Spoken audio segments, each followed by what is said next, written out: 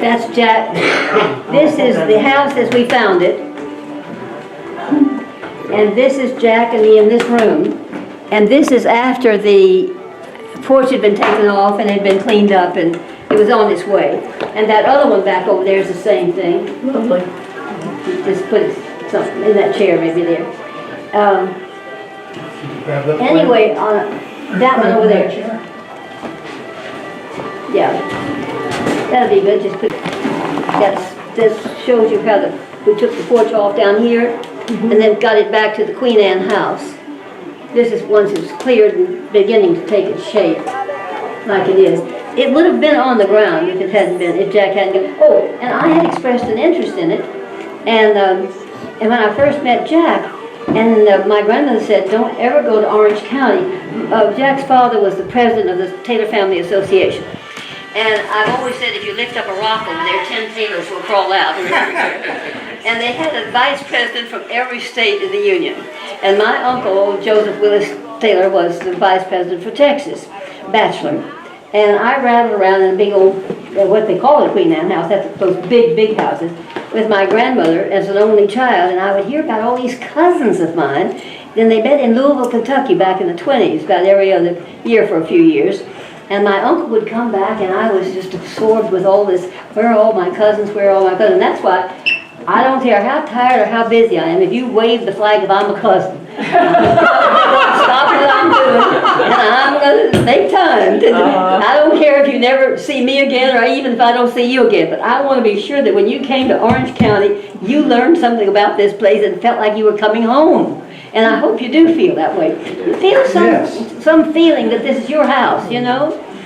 And I'm ready to move in. Huh? I'm ready to move in.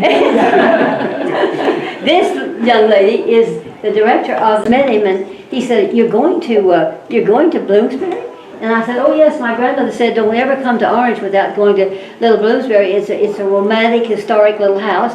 Is it still standing? He said, well, I haven't seen it in about 20 years, but as far as I know, not very good shape. It's not very good shape. And then, and I said, I'm going to Greenfields. And he said, well, now the Wallaceys live there, and you'll receive a very cordial welcome from them. They're our friends. But now Bloomsbury is not very good shape. And it was about to fall down. Now, the people that had bought it from the Quarles family in 1790, they sold it to Quarles. They built that addition. That's the first indoor kitchen in the county. And then they sold it to the Jardone family in about 1840. And the Jardones had it, or their heirs had it, until Jack bought it in 1964. So, about 2 weeks before we were to get married, he called me and he said, there were these three little sisters, they had no children, and they wanted to sell the place and put money in a scholarship fund at the University of Virginia or William and Mary, and would he buy it? And he said, what would you think of it as wedding present? And I said, hallelujah, hallelujah. So everybody, and they had the Keswick Hunt came over here and rode all around this place. They said, Taylor is a miracle man, he can do anything to that place. And but you see, all this ironwork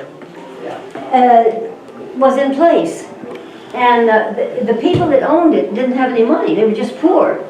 These were three little girls, and they leased it to a family named Carpenter. They were here for about 60, 70 years. They felt like it was their house. And they offered to sell it to the Carpenters. And his son, he said to his son, if you'll stay and help me farm it, I'll buy it. And he said, no, I want to be Papa, I want to be a cop. I want to be a cop. And so he went down to North Carolina and became a cop. Also became a husband for 5 times. He said, women love these uniforms, you know. He remembers as a boy. Now, when other people were building log cabins, as I say, they were aspiring to build a place, and look at the beveling on the woodwork, and outside is the same way. And now just using creativity, they created a little musician's gallery. All it is the landing on the stairs. You see, just going up, but it is deep enough floor, and my grandmother used to say, daughter, it was deep enough for a double violin case, and right over the stairs in the most difficult place to keep children from getting it was a cupboard for the double violin case. I heard that all my life. Everybody who's ever come through this door, I said, have you ever heard of a double violin case? Standard answer, no. No. I went down to Richard, lifted up that lid, and I saw that, and I said, what is that? And she said, I lost my mind. I was up in Maine last week, and I bought that thing. It's a double violin case. I'm never going to sell it. Well, as you can see. Then she did. That was a quick sale. Look how it goes. See here? Yes. And there's your bow. Oh my goodness. And here has the little drawer for the music. And so I bought it, went upstairs, at the top of the stairs where you're sitting, in the most difficult place to reach, is a little door like this. This slides right in. Oh, wow. Just slides like it this way. And so then I started looking for the spinet. And I went to New York, London, Paris. I got back home and I called up Williamsburg, and they said, oh, the best place for antique musical instruments is Chicago. Well, I never would have thought of Chicago, for heaven's sake. Called up the man and I said, I want something for 1720. He said, well, as a matter of fact, I have one a little earlier than that, 1695. And I said, well, then you see, she was given this when she was a girl. And so that's my story. But look, and the only piece of furniture in the entire house that's original is this Queen Anne, and that was out on the back porch of the Quarles house, much later. But when Jack had it refinished, he said, I can't put that on the back porch. Oh, it's beautiful. Now see, this is 1695, and it lifts up like that. And you see the little paper here that's watercolored. And then what you can do is you lift the harp off of the legs. And out here, if you're looking out from the house, there's a sunken area out there that was never anything but what they call a bowling green. And they danced the roundels there. And they would take this out, a couple of me would carry the feet and go up on there are 5 terraces up there.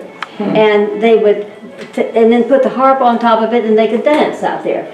And even after I married Jack, it was traditional. There were a lot of violinists here in Orange County, and they would get, they're the kind of that get hold of a violin and go sawing away, And anyway, I was delighted to have it. And and then they had it posed like they put a porch on. They put a big mantle out here. And when we took that off, we saw this beautiful mantle that was under there. And there'd always been the legend that the Knights of the Golden Horseshoe that he had given each one of the people that went with him had slipped down behind there. Well, I got here and they'd already taken it off, and so I got a screen and I sifted everything. And then it began to dawn on me. It doesn't have slipped down. No way. That's just a legend that doesn't happen to be real. But I did see one, absolutely myself, and I have cousins in Kentucky who had also seen one. And so they do exist, and the one that was put on exhibit during the bicentennial year here in Virginia, that was over in Charlottesville, they said that it was from an anonymous donor. And I called them up and I said, well, if you get the line drawings of it, I'll have 2 made, one for you all, one for us, because I'd like to have it here. And they said, well, what we're not telling anybody is we've already had the line drawings done. So we just have to wait 2 or 3 years till this is over, and then we'll do it. Well, 2 or 3 years turned into 2 or 3 years or more. And I called them up, nobody could remember the line drawings, they didn't know who had loaned it to them. They thought maybe it was a woman whose son taught at collegiate school down there, nobody. So we've lost complete track of the one that we do know that was there. But it was stubby, it's a stubby little golden horseshoe. And well, we started, some of the things that look like they're the simplest are the most valuable, like a chandelier that's wood and tin they throw away when they got the pretty ones, you see. And Clem Conger, who was the curator of the White House in the State Department, found 2 of those up in Maine. He was a good friend of mine, we served on the same boards together. And so he gave us, we were able to buy one of them. And you see that the arms spread way out. way this way. But because this was a high ceiling but a small room, Jack made them go up so they'd fit in here. And then we were always giving each other, well, here, once we took that off, you can see we found the mirror, which was quite nice, but it's really strictly homemade. If you start over there, at the end where the door is, you'll see that the panels get smaller and smaller and smaller. So, you see how they even have a little sliver one right there?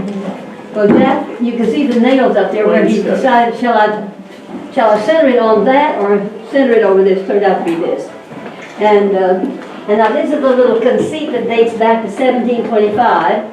And you put this on the piano and you see it there, paper mache and the little birds sing in the trees.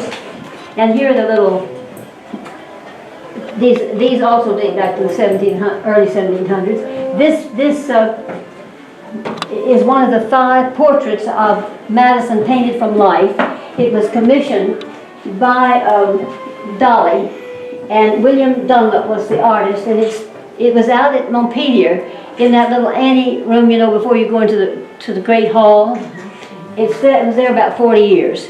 And when she died, a nephew of hers named John, the one that murdered that wrestler, you know, and he got sent to jail and all that, well, he inherited everything in the house that had anything to do with Madison. And Graham Laredo got this. And I made a movie for Bloomsbury to dust off the memory of Mark Catesby, the colonial naturalist. He was about 100 years before Audubon. And I was looking for his original portfolio, and he had one of those. I said, well, I'll consider buying the portfolio of Catesby if you'll give me the first refusal on the portrait. So that's how I ended up with this, and it was on loan to the museum.